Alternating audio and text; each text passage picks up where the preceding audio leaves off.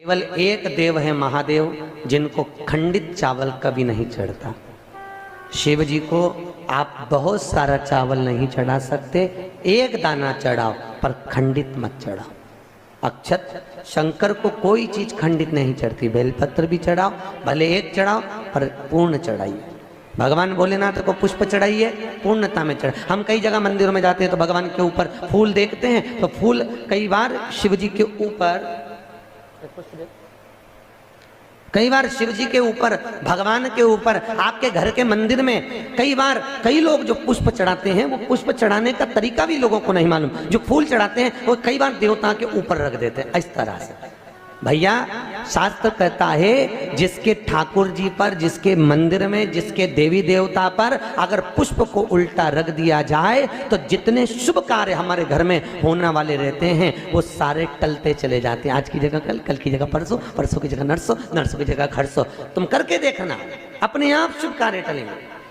इसलिए भगवान के सम्मुख में जो पुष्प चढ़ाया जाता है वो सीधा चढ़ाया जाता है। यहां तक शास्त्र कहता है अगर भगवान को पुष्प चढ़ा रहे हो तो अगर सीधा और उल्टा नहीं मालूम तो नीचे की जो डांट है उसको तोड़ दीजिए और पत्ती की पत्ती, पंखड़ी की पंखड़ी भगवान को समर्पित कर दीजिए। वो शिव जी को स्वीकार होगा, वो भगवान को स्वीकार होगा। ये उसी में का हाल, उसी में का शुक्र है। जैसे पानी में पड़ा हुआ पुष्प, काय में पड़ा हुआ, अरे बोलो जम के, पानी में। कई माताओं की आदत रहती है, हमने कई कई ब्राह्मणों को भी देखा, कई कई लोगों को देखा, क्या करते हैं कमंडल ले जाते हैं, कमंडल डोलची, कमंडल में पानी रहता है, एक बाल्टी में पानी रहता है और पेड़ पे से तोड़ तोड़ के उसमें डालते रहते हैं। फूल को तोड़ा, उस बाल्टी में डाल लिया, बाल्टी में पानी है, उस पानी में फूल डल गया। और अगर पानी में फूल डल गया और उस फूल को निकाल कर आपने महादेव को समर्पित करा, देवी देवता को समर्पित करा, ठाकुर जी को समर्पित करा, कृष्ण राम नारायण लक्ष्मी को समर्पित करा, तो जो पानी में पड़ा हुआ फूल निकाल कर अगर हमने देवता को चढ़ाया तो वो निर्माल्य के तुल्य हो गया।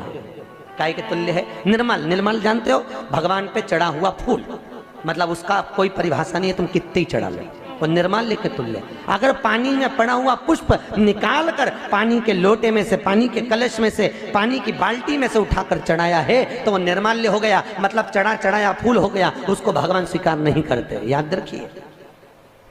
उसी तरह जैसे तांबे की प्लेट में रखा हुआ चंदन, तांबे की प्लेट में अगर चंदन रखा है और वो अपन ने लगा दिया तो वो चमड़े के बराबर हो जाता है। इसलिए तांबे की प्लेट का चंदन किसी को नहीं चढ़ाया जाता, किसी देवता को नहीं लगाया जाता, किसी देवता, निर्माल्य।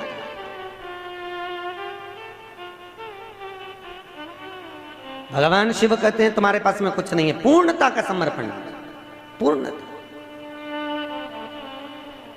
पर आज के जमाने में लोग पूर्णता देते कहाँ हैं? एक बात बताओ, भगवान के मंदिर में नारियल फोड़ा, राम जी के मंदिर में, हनुमान जी के मंदिर में नारियल फोड़ा, और वो नारियल फूटने पर अच्छा निकल गया तो भगवान ने स्वीकार करा कि नहीं करा? अरे बोलो जम के, अच्छे से बोलो, करा? अच्छा ठीक है, आप बोल रहे हो करा, शिव पुराण कह रही नहीं करा। अगर नारियल फोड़ने पर राम मंदिर, हनुमान मंदिर में, देवी मंदिर में नारियल को फोड़ा और फूटने के बाद अगर वो नारियल अच्छा निकल गया, उसमें से थोड़ा सा टुकड़ा तो तुमने भगवान को चढ़ाया, बाकी का सब घर ले जाके चक्कू से निकाल निकाल के खा गए। और मान लो वो नारियल फूटने पर बेकार निकल गया तो तुम उसको घर ले जाओगे? नहीं। क्या करोगे? जब हनुमान जी की परिक्रमा कर रहे होगे तो नारियल को वहीं पटक दो। तो भगवान शिव की कथा कर रही है कि भगवान शंकर को पूर्णता का भाव चाहिए। बेलपत्र दो, पूर्ण दीजिए, पुष्प दो, पूर्ण दीजिए, जो कुछ अक्षत भी दे रहे हो तो पूर्णता में दीजिए। भगवान को अधूरा समर्पण नहीं चाहिए। शंकर जी की तो केवल एक अपूर्णता है, वो परिक्रमा है। देखिए शिव जी की परिक्रमा कितनी होती है? आधी, पूरी नहीं होती। वो भी क्यों होती है आदि? ये शंकर जी ने गड़बड़ी कर दी थी ना।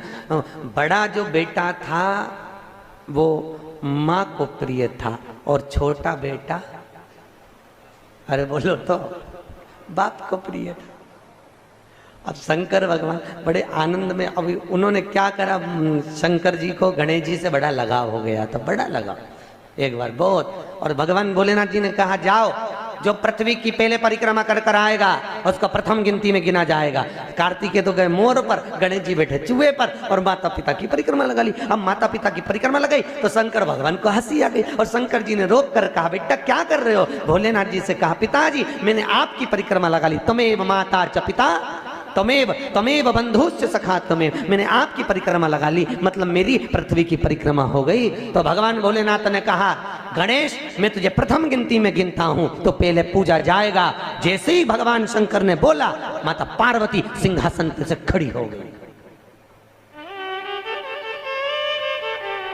पार्वती सिंहासन पे से जैसी खड़ी हुई, थोड़ी देर में कार्तिक के बाबा आ गए, और कार्तिक ने आकर कहा वाह माँ वाह, माँ गजब करा तूने, छोटे भाई को प्रथम गिनती में गिनवा दिया और मैं बड़ा बैठा ही रहा।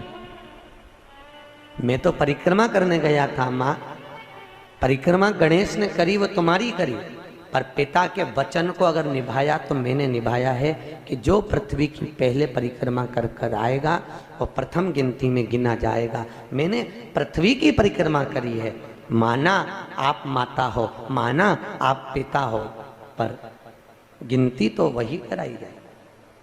माँ आज मेरा अपमान हुआ है। कार्तिकेय जी ने कहा, जगदम्बा खड़ी होकर बोली भोलेनाथ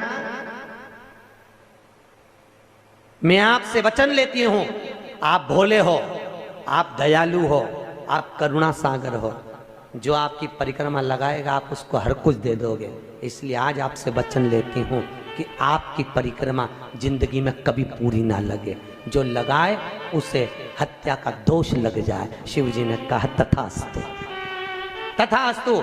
उस दिन का नियम है, शिव जी की परिक्रमा आधी चालू होकर आधी में पूर्ण हो जाती है, पर बाबा भोलेनाथ जी की परिक्रमा पूर्ण नहीं होती, क्योंकि बहुत सरल देव है साहब बाबा भोलेनाथ, बहुत सरल, बहुत सरल, कितना सरल देव। आपके यहाँ कोई ऐसा देवता बताओ, राम जी के ऊपर दिन में 2 बजे जाके पानी चढ़ा के बताओ, भगवान विष्णु पे देवी जी के मंदिर में जाके चढ़ा के बताओ। केवल एक भोलेनाथ जी आराम से बैठा है, जब तू घर में फ्री हो जाए तब लोटा लेके आ जाना, जब तू फ्री। और सावन महीने में तो कभी आप काशी, महाकाल, उज्जैनी आदि आधिक ओमकारेश्वर, मल्लिकार्जुन आदि आदि जगह जाके देखो तो इतनी भीड़ रहे, लोग कांवड़ जानते हो ना, कांवड़ लेकर जाते हैं, और कांवड़ लेके जाके पानी की पानी, और कोई तो वहीं पे कांवड़ का लोटा तक भगवान पे फेंक दे। पार्वती जी बोलती हैं भोलेनाथ क्या दशा हो रही तुम्हारी। भगवान बोले मैं भी चुप बैठा, तू भी चुप बैठी, आपने कहीं नहीं बोलना, बस चुपचाप बैठे रहो, आंख बंद कर।